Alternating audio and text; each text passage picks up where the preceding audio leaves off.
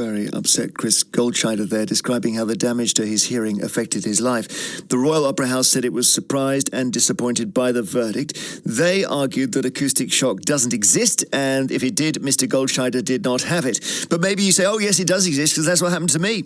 Your hearing is irreparably damaged after one exposure to a very loud noise. 08000 288 291, email vine@bbc.co.uk. Speak to Theo Huckle QC, who's Mr. Goldscheider's barrister, and also with me here in the studio is Paul Checkley, who's an expert in hearing, clinical director at Harley Street Hearing. So Theo Huckle, first of all, terrible to hear his account of it. It's changed his life. Absolutely, very sad. I mean, there've been some very difficult times for both Chris Goldscheider and his family. It's been an enormous strain on them. I mean, the concentration there, partly rightly, was on the problem he's had in not being able to listen to his son play music, but because it's the loss of his whole status as a musician, as an artist. I mean, he was a world-class viola player, and he's lost all of that, lost his livelihood, and as you probably know, Jeremy, many orchestral musicians, it's their fun as well. So he's, as well as doing the day job, they'll then go and play in chamber sets and and do small group music for fun, and he's lost the ability to do all of that. Yeah, and it was this one occasion that caused it. Well, the acoustic shock, we believe, happened in the course of the fifth rehearsal. Actually, the fifth rehearsal after over 3 days, on the third day. But there had been complaints about the noise in the previous rehearsal in the morning on the Saturday. Complaints coming from the viola players, particularly, not just Mr. Goldscheider, but other colleagues in the viola section. And it was as a result of that for the first time, the Royal Opera House staff tried to measure what sort of levels of noise were being sustained.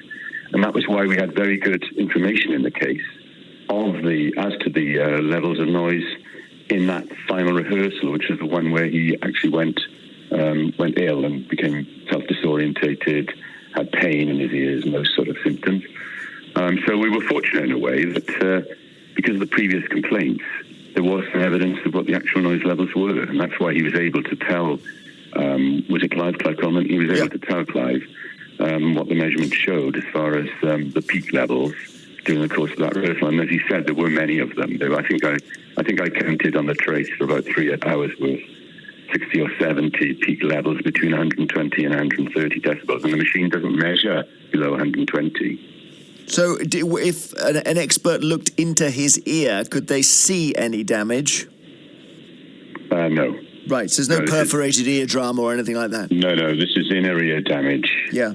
Principally, I think. Okay, stay with us if you can, Mr. Huckle. We're joined, as I mentioned, by Paul Checkley Theo will do, Jeremy. Say again? Theo will do. Oh, okay. So Paul Checkley is with us at Harley Street Hearing, and Paul, let's just talk about acoustic shock. One time, and changes your hearing forever. Does that happen? There is some evidence to suggest that acoustic shock can happen. It is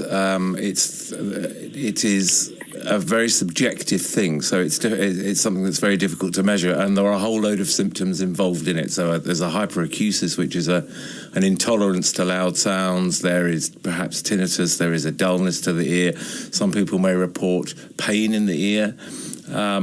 But it is a very subjective thing. But if you've got pain in the ears because something has been moved or hurt or damaged, presumably you can see the something, can't you, if you look closely enough? Not necessarily. There are little muscles attached to the little bones in our middle ear. And it is thought that these muscles start to contract and relax involuntarily as a result of the loud noise, which causes a cascade of neurophysiological and psychological features. Right. And that varies person to person. Okay, so you could set up this cascade you describe about through one incident, and then you take the loud sound away, it carries on. It does carry on, and it also is thought to reduce, or rather increase, your intolerance to loud sounds. In other words, quieter sounds will cause you discomfort than perhaps they would have done previously. Okay. So longer term, you're not able to be exposed to louder sounds. And Theo, was your client in pain even when you were meeting him in person? Was he unable to, sit still? Well, one of the striking things about it, Jeremy, the wonderful thing about the court process is bits of evidence come out which give you a real insight into what's going on. So, for example, one morning we were at the cafe at the Royal Courts of Justice just having a cup of coffee before the hearing began, and Chris Goldscheider came in, and after about 5 minutes he said to me, "I'm very sorry, I'm going to have to go outside."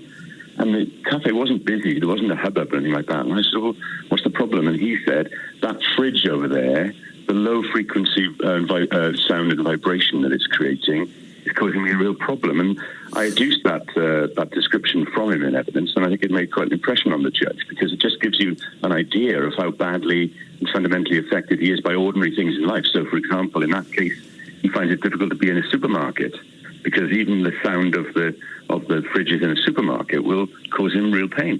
And is there any treatment for this, Paul? No, not necessarily. Really? Nothing You can't specific. take drugs or... There are treatments for the hyperacute. The most common symptom of this is hyperacusis, this intolerance to loud sounds, and there are treatments through a hearing therapist to address your tolerance.